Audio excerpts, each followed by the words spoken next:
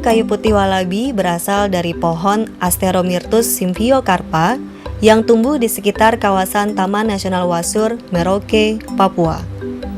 Nama Wasur sendiri sebenarnya adalah nama salah satu desa di dalam Taman Nasional yang berasal dari kata Waisol yang dalam bahasa suku Marori berarti kebun. Secara administratif, kawasan seluas 413.821 hektar ini berada di Distrik Merauke, Distrik Sota, dan Distrik Neukenjarai, Kabupaten Merauke, Provinsi Papua. 70% Taman Nasional Wasur berupa vegetasi savana, sementara lainnya berupa vegetasi hutan rawa, hutan musim, hutan pantai, dan padang rumput. Sebagai perwakilan lahan basah terluas di Papua bahkan di Asia, Taman Nasional Wasur memiliki keanekaragaman hayati yang sangat melimpah. Tercatat tidak kurang dari 80 jenis mamalia, yang 27 diantaranya endemik, serta 391 jenis burung. Keanekaragaman hayati bernilai tinggi dan mengagumkan di Taman Nasional Wasur, menyebabkan kawasan ini lebih dikenal sebagai Serengeti Papua untuk membandingkan dengan taman nasional terkenal di Afrika itu.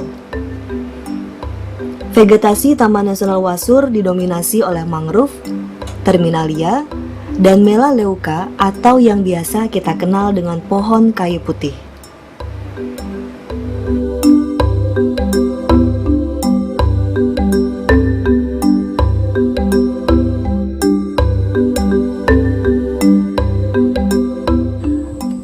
Ini merupakan kontribusi kawasan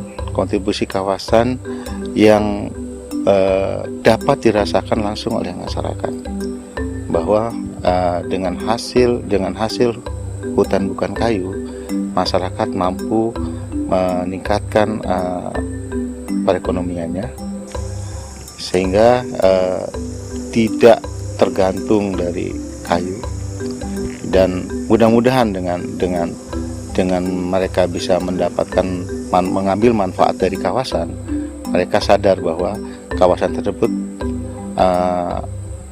perlu dilestarikan, sehingga mereka dapat secara bersama-sama dengan kami untuk melindungi Taman Nasional Wasur.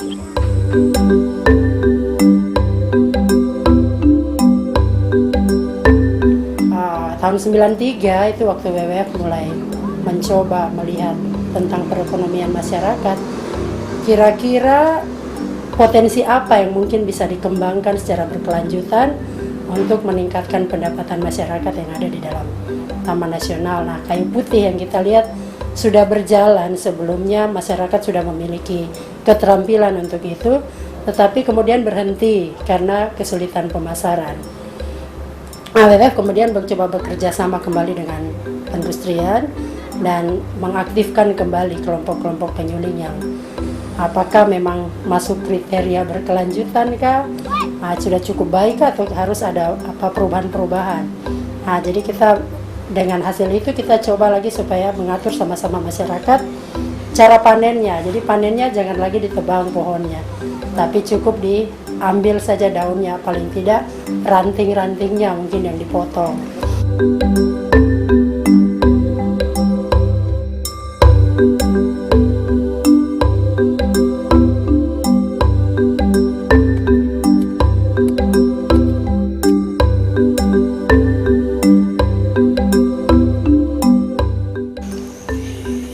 Biasa kalau kita lihat sekarang, kita biasa panjat, petik rantingnya, kita pangkas pakai parang, atau ada cara yang kedua yang lain, seperti kita pakai bambu yang pakai carang.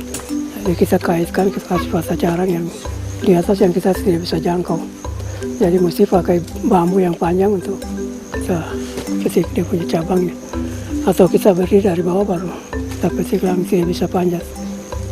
Setelah ranting jatuh ke bawah, kita potong-potong ranting yang ada kaitannya daun-daun itu, terus kita bawa ke tempat pemangkasan.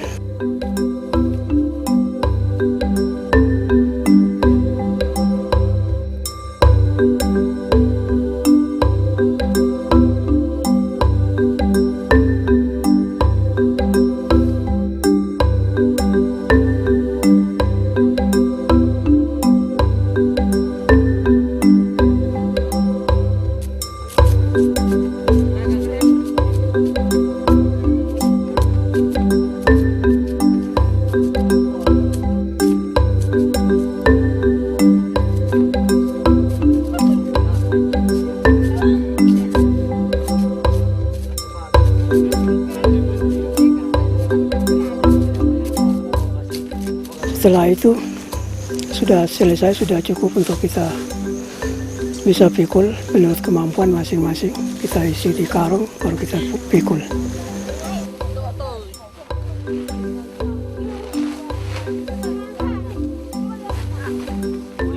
Jauh dari jalan kita pikul sampai pinggir jalan, ada sepeda kita muat pakai sepeda bawa di kampung.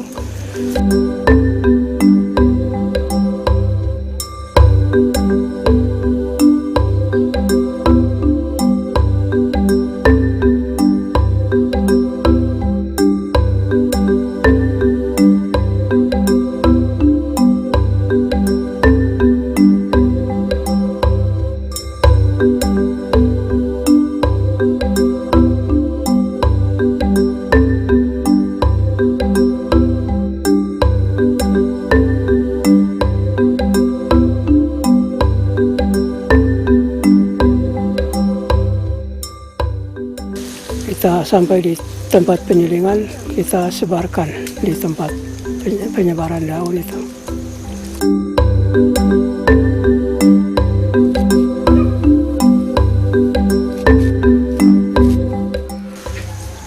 Dua atau 3 hari baru disuling minyaknya, karena kalau suling secara langsung itu banyak getah dengan banyak kandungan air di dalam daun itu sendiri. Apalagi kalau daun kena hujan, itu lebih berbahaya lagi untuk daun itu. Karena kalau daun yang sudah basah, minyak yang terkandung di dalam itu sudah berkurang. Nanti jadinya kandungan air yang di dalam itu lebih banyak lagi daripada minyak.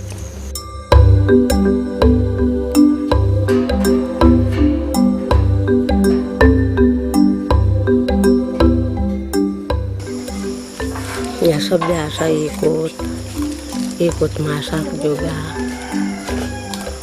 selesai itu terbayar juga, pada bayar.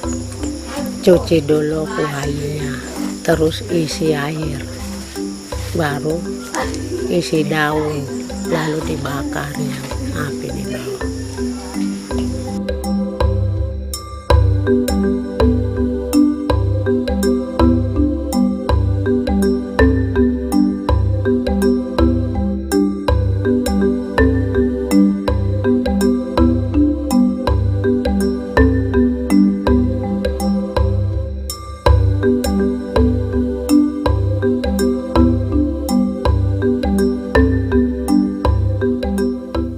Awal mulanya itu karena karena ya masyarakat itu di sini kan perekonomiannya sangat rendah sekali kan, jadi terus mereka punya kemauan kerja itu rada kurang begitu. Jadi terus saya ajak mereka, ayo kita menyuling biar saya yang jadi kalian, jadi motivator kalian begitu kan. Terus nanti kalau mereka tuh cari daun, saya arahkan bagaimana caranya mereka supaya bisa menyuling sendiri. Jadi kalau mereka bawa daun, mungkin yang 3 karung mereka simpan untuk disuling, sedangkan yang 1 karung mungkin dijual untuk mereka punya kebutuhan sehari-hari begitu.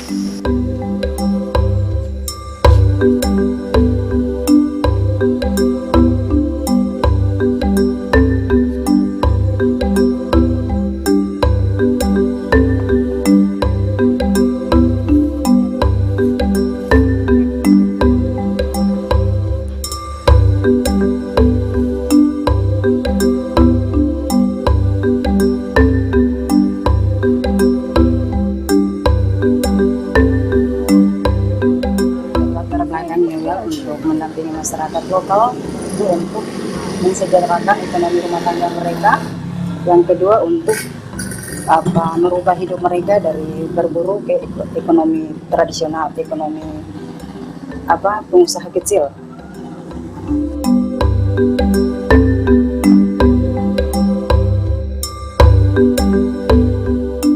Kenapa kita bilang green? Karena green ini produk itu diambil dari hutan, ya, hutan di kawasan konservasi lagi, jadi harus diambil harus secara berkelanjutan.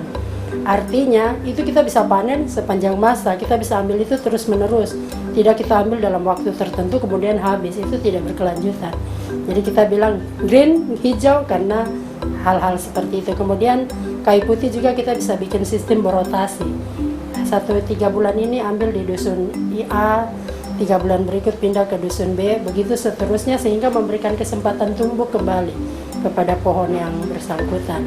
Kalau berkeadilan karena dari kegiatan penyulingan ini masyarakat mendapatkan uang dan kita upayakan supaya uang ini bisa untuk meningkatkan kehidupan mereka juga. Selain itu kita berupaya supaya harga yang mereka terima itu harga yang cukup layak dan kita tidak boleh mengambil banyak untung dari situ. Jadi sedapat mungkin sebagian besar hasil itu kembali ke mereka. Harga jualnya itu sebagian besar harus kembali ke mereka.